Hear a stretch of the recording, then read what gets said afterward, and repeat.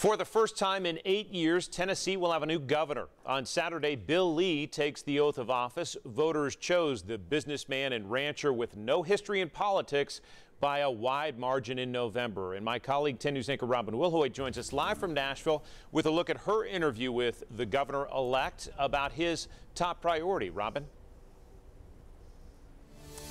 John, good evening from a cold, gray evening here in Nashville. You're right.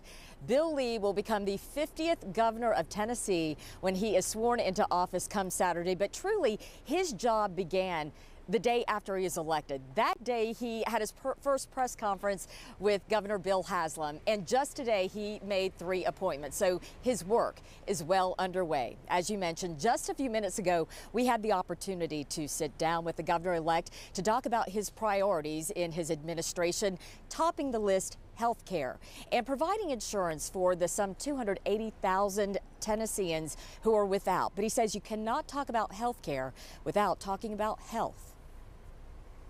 80% of the cost of health care in our state is associated with largely preventable chronic disease. And that is a result of being one of the most unhealthy states in the country. So we have to talk about health if we really want to talk about health care.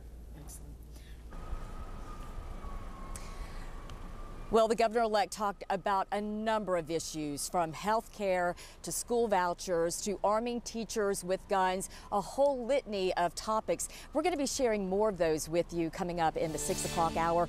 But John, take a look to my right and you will see that the stage is already being set for the inauguration coming up on Saturday. It's going to be a party. They are going to have a party on Broadway after the inauguration. Folks can come and take a tour of the state capitol, and there's going to also be the oath of office, of course, that they are going to be able to witness on the Legislative Plaza. Lots to look forward to come Saturday, and of course we will be bringing it to you. But for now, we'll send it back to you, John.